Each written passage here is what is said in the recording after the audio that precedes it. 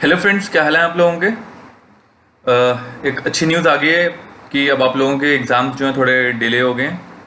तो उनको एक एज ए मोटिवेशन फैक्टर लो कि अगर आप पहले सोच रहे थे कि मैंने 3 बार रिवाइज किया तो मिनिमम 5 बार रिवाइज करो और अच्छे से डेली टेस्ट दो। मैं टैक्सेशन की बात कर रहा हूँ, सिर्फ इनकम टैक्स की, कि मैं डेली टेस्ट ले रहा हूँ और मैं देख रहा हूँ कि मैक्सिमम टू मैक्सिमम 10 से 12 बच्चे पार्ट ले रहे हैं टेस्ट में। तो मैं चाहता हूँ ज़्यादा से ज़्यादा बच्चे पार्ट लें।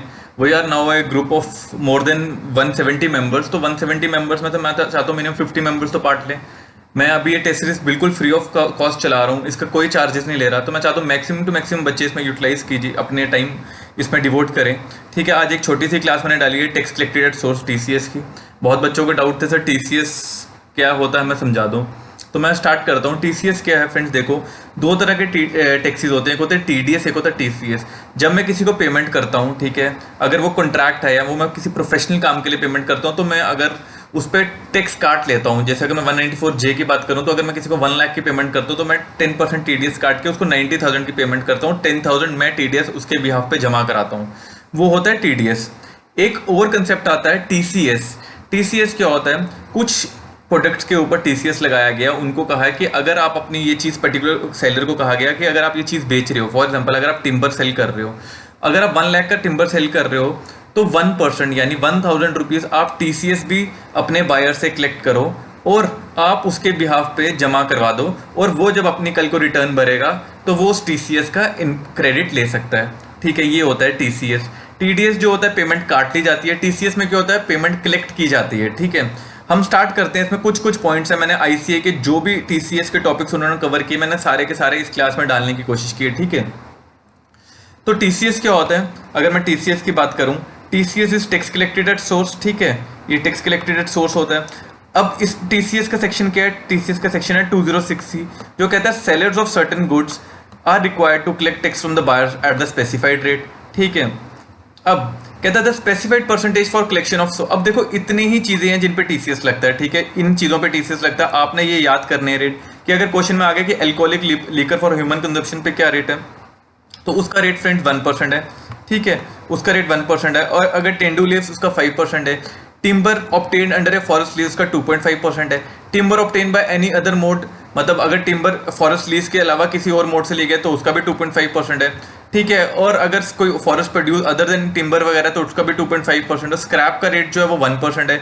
मिनरल्स का रेट जो आयरन का रेट है वो 1% है। अगर किसी बंदे ने अपना पार्किंग का कुछ या टोल प्लाजा का अगर किसी को टेंडर दिया है तो वो 2% टीसीएस कलेक्ट करेगा उस टेंडर प्राइस पे। और अगर कोई गाड़ी सेल कर रहा है, एक रिटेलर अगर आगे कंज्यूमर को गाड़ी बेच रहा है तो वो उस पर 10 लाख के ऊपर की अगर गाड़ी की वैल्यू तो उससे वो 1% टीसीएस कलेक्ट करेगा। सिर्फ 9 केसेस ऐसे हैं जहाँ पे टीसीएस लिया जाएगा। और रेट्स क्या क्या है, एक रेट है 1%, एक है 2.5%, एक है 5%, एक है 2%। ठीक है, बस यही 4 रेट्स हैं। इन रेट्स को बहुत अच्छे से याद कीजिए। ठीक है, और क्वेश्चन इसमें पेपर में एक्सपेक्ट कीजिए, एक ना एक पक्का इसमें आएगा।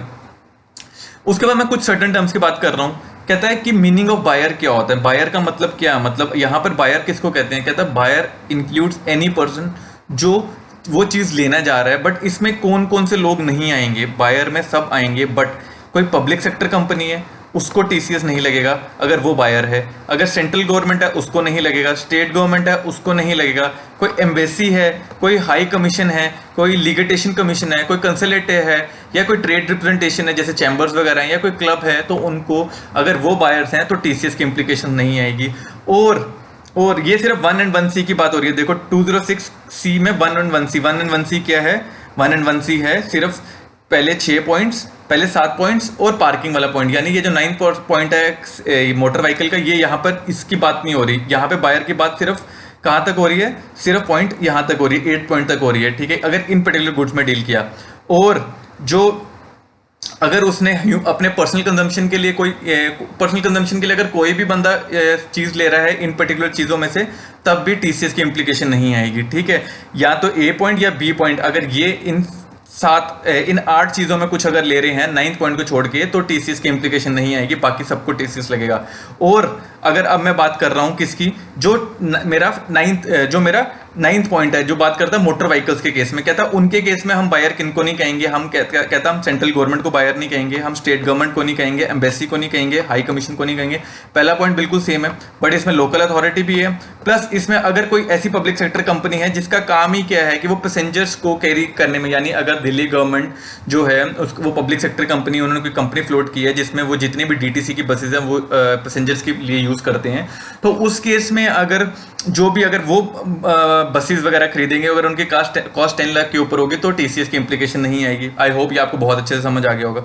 अब बात आती है सेलर का मतलब क्या होता है। कहता है सेलर कौन होते हैं, कहता है सेंट्रल गवर्नमेंट भी सेलर हो सकता है, स्टेट गवर्नमेंट भी हो सकता है, लोकल अथॉरिटी भी हो सकता है, कॉर्पोरेशन भी हो सकता है, कंपनी भी हो सकती है, फर्म भी हो सकती है, कोऑपरेटिव सोसाइटी भी हो सकती है, और कहता है कोई ऐसा इंडिविजुअल या एचयूएफ भी हो सकता है जिसकी पिछले साल टर्नओवर जो थी वो 44 AB में कवर थी। ठीक है, अगर इनमें से यानी अगर कोई इंडिविजुअल ऐसा है जिसकी सेल 87 लाख की और 44 AB के हिसाब से उसने अपना टैक्स ऑडिट नहीं करवाया है, ठीक है, तो मतलब उसकी जो मॉनिटरी लिमिट एक्सीड नहीं कर रही है, तो हम उसको कहेंगे कि ठीक है तेरे को टीसीएस की इंप्लीकेशन नहीं है। ठीक है, अब हम अगली बात करते हैं कि टीसीएस कब कलेक्ट करेंगे। कहता है जो टीसीएस है, अगर पहले 9 पॉइंट्स की बात करूं, किसकी, अभी मैं मोटर व्हीकल की बात नहीं कर रहा, तो कहता है कि हम अब टीसीएस कलेक्ट करेंगे, कब करेंगे, at the time of credit और payment whichever earlier. But अगर मोटर व्हीकल का केस है तो जब हमें अमाउंट रिसीव होगा हम तभी टीसीएस कलेक्ट करेंगे।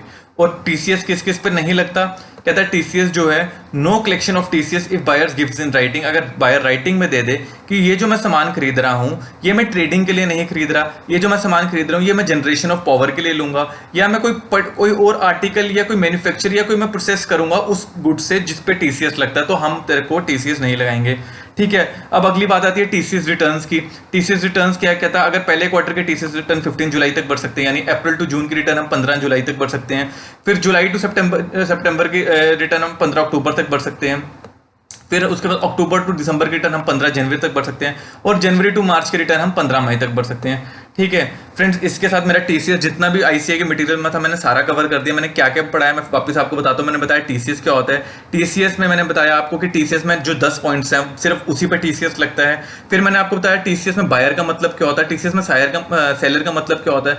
फिर मैंने आपको बताया कि बायर और सेलर कौन कौन से ऐसे होंगे जिन पे टीसीएस की बात नहीं आएगी। फिर मैंने बताया कि अगर आपने ट्रेडिंग पर्पज के लिए अगर कोई चीज लिया तो हम आपसे टीसीएस कलेक्ट नहीं करेंगे, अगर वो सिर्फ मैन्युफैक्चरिंग पर्पज के लिए हम तभी टीसीएस लेंगे, अगर आपने पर्सनल पर्पज के लिए कोई चीज यूज कर रहा तब भी हम टीसीएस ले लेंगे। अगर कोई इंडिविजुअल या एचयूएफ है जिसकी सेल अगर पिछले साल में उसकी 44 AB की जो मैंडेटरी लिमिट है उससे कम है तो हम तब भी आपसे टीसीएस नहीं लेंगे। फिर मैंने आपसे लास्ट बात की कि टीसीएस की जो रिटर्न्स है वो कब कब जमा करानी है। ठीक है, with this friends thank you so much, motivated रहिए, अच्छे से पढ़िए प्लीज। व्यूमर्स में जो भी अब कह रहे हैं कि बच्चे अब हम आराम से पढ़ेंगे, कोई बात नहीं, अब तो पेपर डिले हो गए, इन चीजों में बिल्कुल बिलीव नहीं करें। आप अपने जिस हिसाब से मेहनत कर रहे हैं, यू आर ए वॉरियर, आपकी लड़ाई अपने आप से है, जो आपकी टारगेट है उसी हिसाब से आप पढ़ते रहिए और बस motivated. Thank you so much friends.